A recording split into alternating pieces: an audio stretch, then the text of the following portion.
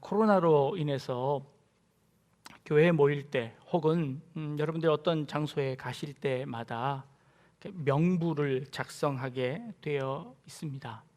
어떤 사람이 이곳에 방문했는지를 기록하게 되어 있습니다. 후에 어떤 일이 일어났을 때 방문한 사람들을 추적해서 그 사람들을 조치하기 위한 그런 방법입니다. 이름과 전화번호를 적게 했더니요, 사람들이 자기 전화번호를 적지 않고 남의 전화번호를 적더랍니다. 그래서 그것이 아무 소용이 없게 되었습니다. 그래서 이번에는 전자명부라는 것을 만들었습니다. 핸드폰으로 자신의 인증을 한 후에 QR코드를 찍게 하므로 이제 속일 수 없게 그렇게 만든 것이지요. 참 편리합니다. 그런데 다른 한편으로 개인의 신상 정보가 고스란히 저장이 되고 전달이 되어지는 것이지요. 그래서 다른 한쪽에서는 개인 정보, 개인 신상의 침해를 받는다고 주장을 하기도 합니다. 불필요하게 시민을 감시한다라는 주장도 있습니다.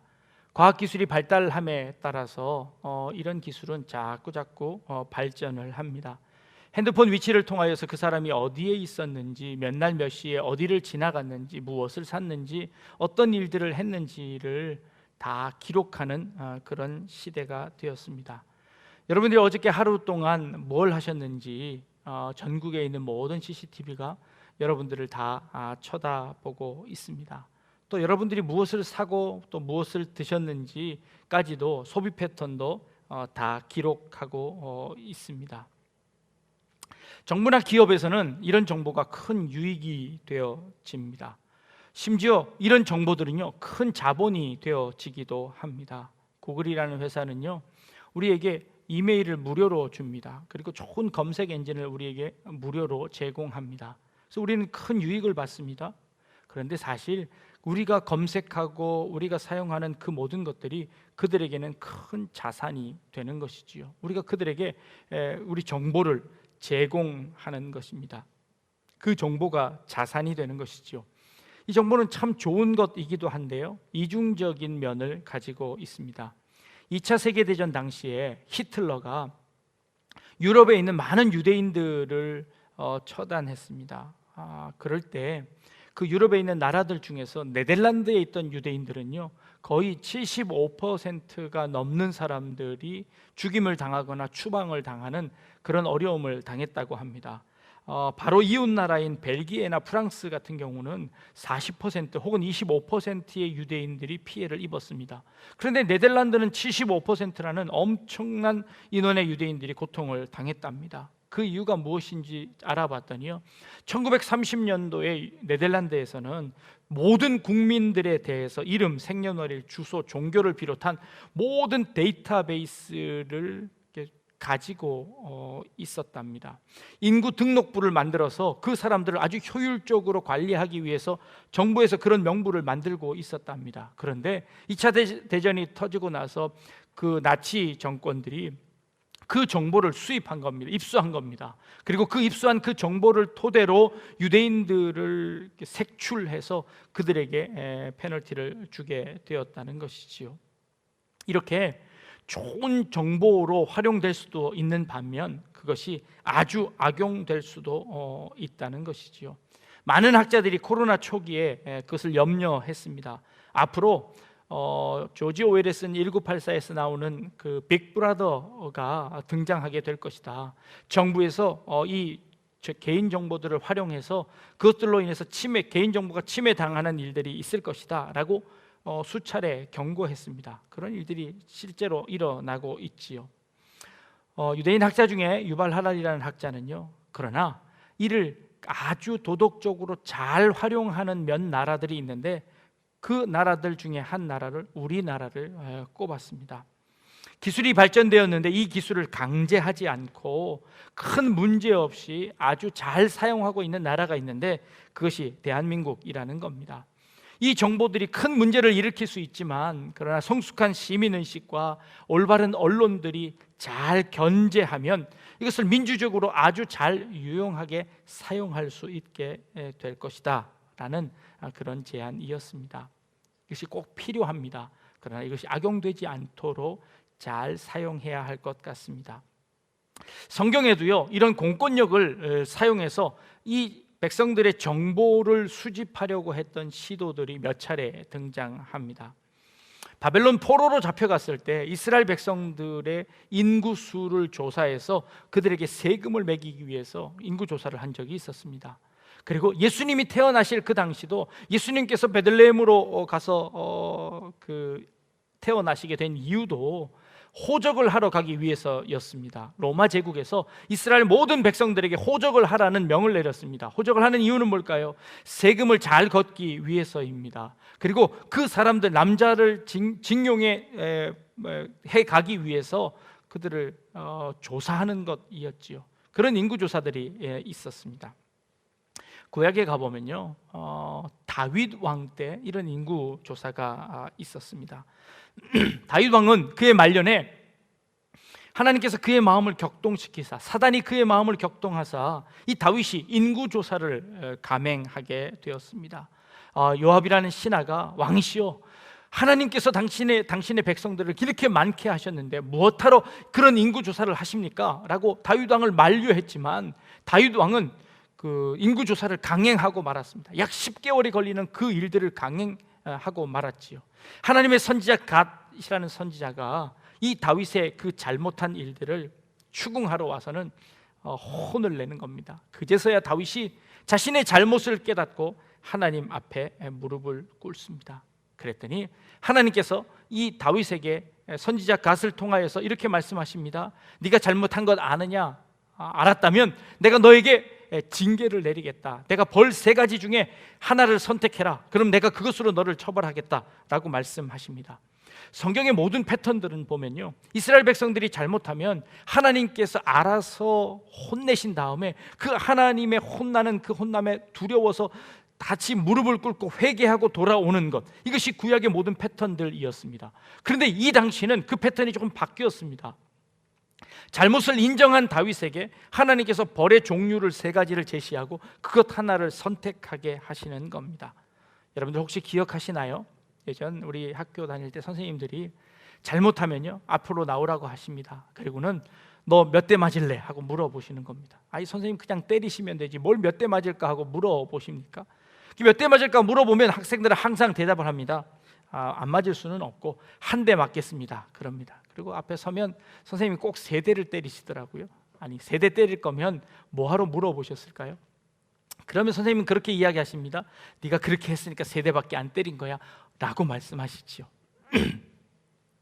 다윗은 하나님께서 너 몇 대 맞을래? 라고 하는 그 물음에 다윗은 이렇게 이야기합니다. 그 3가지의 선택지 중에서 3일 동안의 전염병을 선택하게 됩니다. 3년간의 기근, 혹은 다른 성경에는 7년간의 기근, 3개월 동안 전쟁, 혹은 3일 동안의 전염병, 이 3가지 중에 하나를 선택하라는 그 물음에 다윗은 3번째 3일 동안의 전염병을 선택하게 되는 겁니다. 기근과 전쟁과 전염병은 고대 사회의 재앙의 3종 세트입니다. 고대 사회에 재앙이 내렸다고 하면 이 3가지밖에 없습니다. 기근이 일어나거나 전쟁이 일어나거나 전염병을 통하여서 그 백성들이 다 죽어지거나 하는 이 3가지인 것이지요. 그런데 그 3가지 중에 하나를 선택하라는 것이었습니다.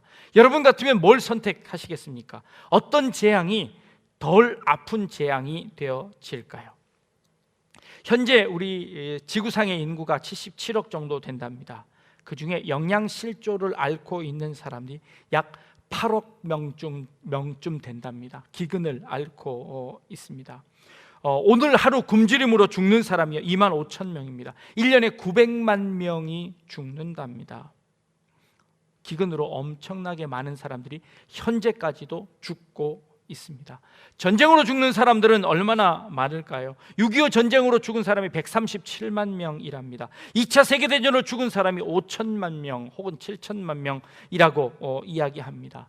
이 지구상에 전쟁이 없던 날은요, 전 지구상의 3%밖에 안 된답니다. 97%는 전쟁이 있었고요, 3%만 전쟁이 없는 평화의 시기였는데, 그 3% 평화의 시기도 전쟁을 복구하는 시기이거나 혹은 전쟁을 준비하는 시기였지, 전쟁이 없는 시기는 없었다는 겁니다. 인류 대대로 수많은 전쟁이 있었고, 그 수많은 전쟁을 통해서 수많은 사람들이 죽임을 당했습니다. 어떤 인구가 더 많이 죽었을까요? 전염병으로 죽는 사람들은 얼마나 됐을까요? 코로나로 현재 사망자의 숫자가 83만 명 된답니다. 전 세계에. 근데 예전에 흑사병이 돌 때 유럽 인구가요, 3분의 1이나 되는 유럽 인구가 다 죽음을 당했다고 합니다. 그 당시 2차 세계대전이 끝난 후에 스페인 독감으로는요 5천만 명이 한꺼번에 죽임을 당했답니다. 전쟁으로 인해서 사람들이 막 뒤섞여지면서 그 전쟁 이후에 스페인 독감이 들어서 5천만 명이 죽었답니다. 단순 숫자로 어느 징계가 더 많은 사람들이 죽을까요? 잘 모르겠습니다. 정확한 숫자를 계산할 수조차 없습니다. 이 세 가지 재앙은요 수많은 사람들의 목숨을 앗아갑니다. 그런데 이 세 가지 중에 하나를 선택하랍니다. 그런데 다윗은 이 전염병이라는 범죄, 이 징계를 선택했습니다. 단에서부터 부에세발까지 죽은 사람이 약 7만 명이나 된다라고 성경은 기록하고 있습니다. 다윗은 근데 왜 이런 그 징계를 선택하게 되었을까요? 다윗은 명확하게 그 이유를 대고 있습니다. 그 이유는 내가 사람의 손에 빠지지 아니하고 하나님의 손에 빠지기를 원한다라고 선택했습니다. 사람의 손에 빠지지 않고 하나님의 손에 빠지기 위해서 전염병이라는 징계를 선택했다는 겁니다. 무엇이 하나님의 손에 빠지고 무엇이 사람의 손에 빠지는 걸까요? 전쟁이요, 그건 분명히 사람의 손에 빠지는 겁니다. 전쟁은 사람의 탐욕과 사람의 이기심, 이 사람의 잔혹함 때문에 일어나는 것입니다. 그러니 이 전쟁은 분명히 사람의 손에 의한 것입니다. 그래서 사람의 손에 의해서 사람들이 죽습니다. 그러니 이 다윗은 전쟁을 피했습니다. 기근은 무엇 때문입니까? 기근은 하나님의 손에 빠지는 것 아닐까요? 그런데 요즘 보니까 이 기근이 생기면 이상한 일들이 벌어집니다. 많은 사람들이 죽긴 죽는데요, 부자는 더 부자가 되더라는 겁니다. 가난한 사람들은 점점 가난해지는데 부자는 점점 부자가 되더라는 겁니다. IMF를 당했습니다. IMF를 통해서 돈 가진 사람들이 훨씬 더 편한 세상이 되었다고 이야기하는 겁니다. 그렇다면 이것은 분명 사람의 손에 빠지는 것이 아닐까요? 영양실조가 8억 명인데요, 지구상에서 비만인의 인구가 7억 6천 명이랍니다. 밥을 먹지 못해서 인구와 비만인 인구가 숫자가 거의 비슷합니다. 만약에 비만인 인구에 물론 그렇게 나눌 수는 없겠지만 그 먹을 것을 나누어 준다면 어쩌면 그 기근이 오더라도 영양실조로 인하여서 죽어가는 사람들은 막을 수 있지 않을까 하는 그런 생각을 해 봅니다. 그런데 이 전염병이라는 것은 인간이 막을 수 없는 그런 전염병이었습니다. 최소한 그 당시만 해서는 그렇습니다. 지금은 많은 약제들이 발명이 되었습니다. 발견이 되었습니다. 그래서 그것을 통해서 좋은 효과를 얻고 있기는 합니다. 그러나 지금도 우리는 백신을 만들지 못하고 여전히 사람과의 거리를 띄는 것으로만 이 전염병을 막을 수 있다는 것이지요. 다윗은 이렇게 선택했습니다. 내가 사람들의 손에 빠지지 아니하고 하나님의 손에 빠지겠습니다 하고 그 하나님의 손에 맡기는 겁니다. 3일 동안 전염병이 있겠다고 하셨는데 하나님께서는 하루가 지난 이후에 그 전염병을 멈추어 주셨습니다. 비록 많은 사람들이 죽기는 했지만 하나님께서 그 징계를 멈추어 주심으로 말미암아 이스라엘 백성들 많은 사람들이 생명을 얻게 된 것이지요. 다윗의 선택은요, 최소한 많은 사람들을 구원해내고 최소한 사람들의 손에 빠지지 아니하고 하나님의 손에 빠지기를 원하여서 그 재앙을 선택했던 것이지요. 지금 우리가 당하고 있는 이 재앙은요, 어떤 결과일까요? 그 결과를 잘 알 수 없습니다. 그런데요, 우리는 이 다윗이 최소한 그 백성들을 조금 더 구제하기 위해서, 그들에게 피해가 조금 더 가지 않기 위해서 선택했던 그 마음처럼 그런 마음을 갖지 못하는 것 같습니다. 오히려 우리는 이 전염병을 통하여서요, 서로가 서로를 미워하게 되었습니다. 이 전염병을 통하여서 서로가 서로를 죽이는 세상이 되어버렸습니다. 이 전염병을 통하여서 우리는 이제 부한 사람은 더 부해지고 가난한 사람은 더 가난해지는 그런 일들이 기근이 일어나게 되었습니다. 전염병으로 인하여서 일을 못하니 벌이가 없어졌습니다. 먹고 살 게 없어졌습니다. 그래서 이 전염병으로 말미암아 기근과 전쟁이 이 사회 가운데 다시 한번 퍼지게 되었습니다. 아니, 그 전염병은 하나님의 손에 맡겨진 것입니다. 그래서 그 하나님께서 그 전염병을 멈추어 주실 때 그것이 회복되어지는데, 오히려 우리 그 전염병을 통하여서 우리 인간들이 그것을 더 악화되게 만들고 있는 것은 아닌지 걱정이 되어집니다. 전염병으로 인해서 정부는 교회를 탓합니다. 또 교회는 정부를 비난합니다. 힘을 보여주자고 이야기합니다. 자꾸 사람의 손에 빠지려고 노력합니다. 사람의 손에 빠지려고 발버둥 치는 것 같습니다. 우리는 더 이상 사람의 손에 빠지지 않았으면 좋겠습니다. 우리 교회가 먼저 하나님의 손에 맡길 수 있는 우리가 되었으면 좋겠습니다. 물론 부당한 것 있습니다. 물론 억울한 것도 있는 것 사실입니다. 그럼에도 불구하고 이 어려운 시기 가운데 우리 더 이상 사람의 손에 맡기지 않았으면 좋겠습니다. 하나님의 손에 우리의 삶을, 또 우리의 교회를, 그리고 우리의 모든 것들을 하나님께 맡길 수 있는 그런 우리 성도님들 되어질 수 있기를 주님의 이름으로 부탁을 드립니다. 세 가지 재앙이 우리에게 다 한꺼번에 닥쳐지고 있습니다. 아니요, 우리 인간의 손에 맡기지 말고 하나님의 손에 맡길 수 있기를 바랍니다. 제가 서론을 이런 말씀을 드렸는데요, 이 말씀을 드리는 이유는 오늘 우리가 읽은 본문 말씀에 참 이상한 구절이 쓰여져 있습니다. 우리가 읽은 구절 중에 6절부터 괄호가 쳐져 있습니다. 6절부터 괄호가 쳐져 있어서 이게 9절까지 괄호가 쳐져 있습니다. 지금 우리가 보고 있는 내용은요, 모세가 십계명을 받으러 시내산에 올라갔더니 그 40일 동안 이스라엘 백성들이 참지 못하고 금송아지를 만들어서 우상을 숭배하고 있었습니다. 그것을 본 모세가 내려오다가 그 돌판을 그만 땅에다 던져서 부수어 버립니다. 너희들은 하나님의 언약을 받을 조건이 안 된다, 그런 자세가 안 된다, 그럴 형편이 안 되니 그 돌판을 부숴버리는 겁니다. 그러자 하나님께서 모세에게 첫 번과 똑같은 그 돌판을 만들어 오라고 하십니다. 그리고 모세는 다시 그 시내산에 올라가서 40야 동안 하나님께 그 말씀을 받아 오려고 올라가는 겁니다. 두 번째 돌판을 받아오기 전에 이 신명기서에는 괄호를 치고 그 사이에 다른 사건을 기록하고 있습니다. 그 사건이 무엇이냐 하면 바로 아론이 죽고 그 아론의 아들 엘르아살이 대신해서 대제사장이 되고 레위인들이 어떤 일을 해야 하는지, 레위인들의 직무를 알려주는 그 기사가 그 가운데 기록되어 있는 것이지요. 그런데요, 이 아론이 죽은 사건은 민수기에 가보면 더 자세하게 기록되어져 있습니다. 아론이 죽은 것은요, 거의 이 아론이 123세가 되어서 가나안 땅 거의 다 갔을 쯤에 40년이 훨씬 지나서 가나안 땅이 거의 다 보이는 호르산이라는 곳, 그곳에 가서 그 호르산에 올라갈 때 하나님께서 이제 너는 되었으니 네 아들 엘르아살을 데리고 모세와 함께 그 호르산으로 올라가라. 그러면 그 호르산에서 모세가 아론의 그 겉옷을 벗겨서 그 아론의 겉옷을 엘르아살에게 입혀서 대제사장의 직을 임한 후에 이 아론은 그 호르산에서 죽었다라고 민수기에는 기록하고 있습니다. 그런데 지금 우리가 읽고 있는 신명기에서는 지금 이 사건을 어디에 기록하고 있냐면, 지금 이 모세가 두 번째 돌판을 받으러 가고 있는 그 상황 속에서 이 아론의 죽음과 엘르아살로 이어지는 이 사건을 기록하고 있는 것입니다.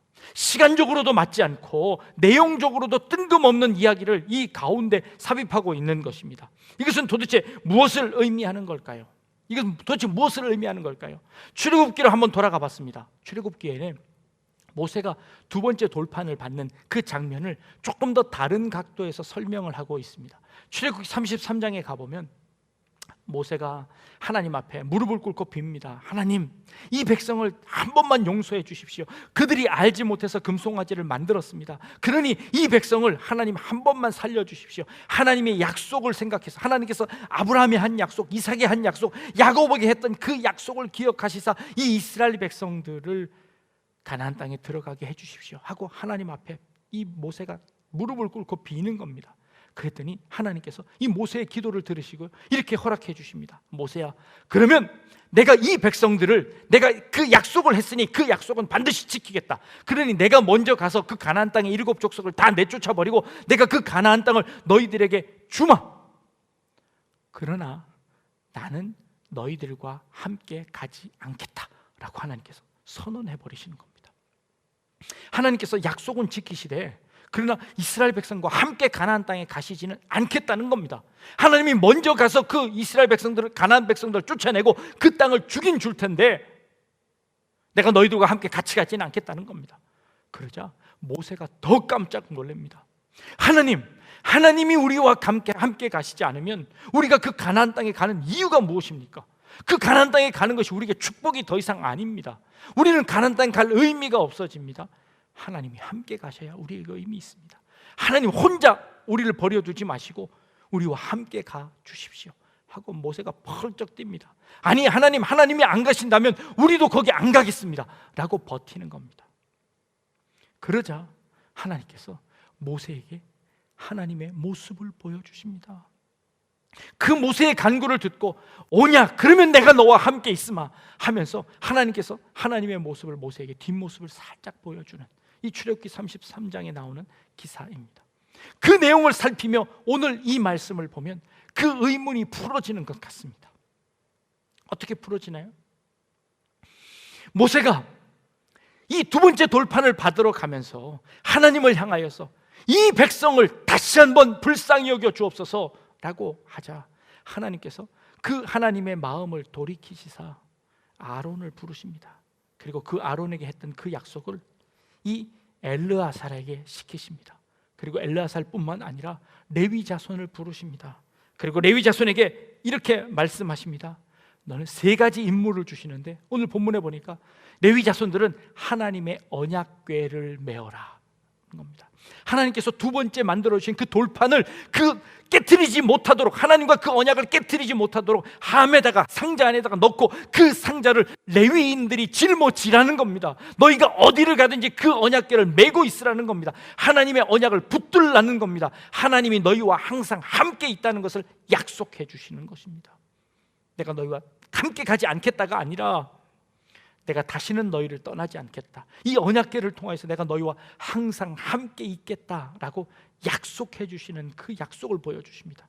두 번째는요, 너희는 그 앞에서 하나님을 늘 섬겨라라는 겁니다. 너희가 그 약속을 기억하고 그 약속에 하나님을 찬양하고 하나님과 늘 함께 교제하는 삶을 살아라 라고 말씀하십니다. 세 번째는요, 그 레위 자손들에게 이렇게 부탁하십니다. 너희는 그 하나님의 법궤 앞에서 늘 하나님의 축복을 하나님 대신해서 백성들에게 축복해라 하고 세 번째 사명을 주십니다. 이것은 뭘 의미할까요? 하나님의 백성들과 늘 함께 하시고 그리고 하나님의 그 축복을 자손 대대에 가르치라는 그런 말씀이었습니다. 언약궤를 메고 그 앞에서 하나님을 섬기고 그리고 백성을 축복해라 라는 이 말씀을 그 두 번째 돌판을 받으러 가는 그 사이에 삽입구로 넣어서 괄호를 치고 이 말씀을 이 신명기서의 일부로 기록하고 있습니다. 그리고는 그 다음에 두 번째 돌판을 받는 그런 이 사건을 기록하고 있습니다. 그러면서 하나님께서 이 레위인들에게 이렇게 말씀하십니다. 하나님이 너희의 기업이 될 것이다 라고 약속하십니다. 바로 이 말씀입니다. 하나님이 우리의 기업이 되실 거랍니다. 기업이라는 것은요, 나할라라는 단어로 상속, 유산, 소유, 토지, 재산을 의미하는 말입니다. 하나님이 우리의 기업입니다. 하나님이 우리의 축복입니다. 하나님이 우리의 은혜입니다. 하나님이 우리의 유산이고 하나님이 우리의 상속이고 하나님이 우리의 소유고 하나님이 우리의 전부입니다 라는 것을 고백하게 하시는 겁니다. 가나안 땅이요, 그것 하나님이 함께 하시지 않으면 아무 소용 없습니다. 그러니 하나님이 함께 하셔야 합니다. 하나님이 함께 하실 때만 의미가 있습니다. 하나님이 우리와 동행하실 때만 의미가 있습니다. 그렇지 않은 축복은 우리에게 더 이상 축복이 아닙니다 라고 하는 것이죠. 이것이 이 신명기서를 통해서 우리에게 보여주시는 겁니다. 그래서 하나님께서 그 돌판을 언약 궤 안에 넣고 그것을 짊어지고 가라고 하십니다. 어디를 가든지 무엇을 하든지 그 하나님의 법궤가 맨 앞장서게 하십니다. 그것이 이스라엘 백성들이 살아가는 방법인 것입니다. 하나님의 은혜가 아니면 우리는 한순간도 살아갈 수 없습니다. 우리에게 하나님 축복을 달라고요, 하나님 우리 복을 달라고요. 복 중에 가장 큰 복은 하나님이 우리와 함께 하시는 복인 줄 믿습니다. 하나님의 은혜가 없으면 안 됩니다. 우리가 사람의 손에 빠지는 것이 아니라 하나님의 손에 빠지기를 원했던 다윗의 고백과도 마찬가지입니다. 이 어려운 시기에 우리가 붙잡아야 하는 것 무엇일까요? 예배를 통해서 하나님을 붙잡는 것입니다. 우리가 어디에 있든지 무엇을 하든지 어떤 환경이 되지 않든지 그 가운데서 하나님이 우리의 기업임을 깨닫고 그 하나님을 향하여 붙잡혀 있는 것입니다. 하나님과 늘 함께하는 것, 이것이 우리에게 축복입니다. 그것이 우리의 살 길입니다. 이 재앙 가운데서 우리가 붙잡아야 하는 것도 하나님밖에 없습니다. 이 어려운 환경 가운데 우리가 붙잡고 살아가야 하는 것 하나님밖에 없습니다. 하나님이 우리의 기업이십니다. 하나님이 우리의 전부이십니다. 하나님이 우리의 모든 것이십니다. 이 고백이 이 모세를 통하여 일어나고 있습니다. 그들은 그 큰 재앙을 통해서 깨달았습니다. 그 재앙 가운데서도 하나님이 주시는 축복을 깨달았습니다. 그 재앙 가운데, 그 어려움 가운데 하나님의 법궤를 붙잡았습니다. 그리고 그 법궤 앞에 임재하시는 하나님의 그 임재를 깨달았습니다. 그리고 그 임재 앞에 감사할 수 있었습니다. 그 임재 앞에 살아나고 버텨낼 수 있었습니다. 그 하나님의 임재 앞에 그 어려움을 이겨낼 수 있었습니다. 하나님께서 지금 이 시간 우리와 함께 하시는 줄 믿습니다. 지금 이 시간 예배하는 여러분들의 가정 가운데 하나님이 실제로 임재하여 주시는 줄 믿습니다. 어렵고 힘든 가운데서도, 이 재앙 가운데서도 하나님이 그 재앙을 멈추시고 우리를 보호하실 줄로 믿습니다. 그러기에 그 하나님의 임재를 사모하며 하나님이 우리의 기업이십니다 라고 고백할 수 있는 우리 성도님들 다 되실 수 있기를 주님의 이름으로 축복합니다. 기도하겠습니다. 하나님이 우리의 기업이십니다. 하나님이 우리의 은혜이시고 축복이십니다. 이 환난의 때에 우리가 붙잡을 수 있는 것은 오직 하나님의 은혜밖에 없음을 고백합니다.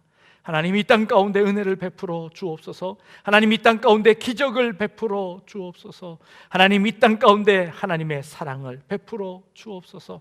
우리가 세상의 모든 것들을 가지더라도 하나님의 은혜가 없으면 아무 소용없는 것임을 깨달아 늘 하나님과 동행하는 우리의 삶이 되게 하여 주옵소서. 감사드리며 예수님의 이름으로 기도합니다. 아멘.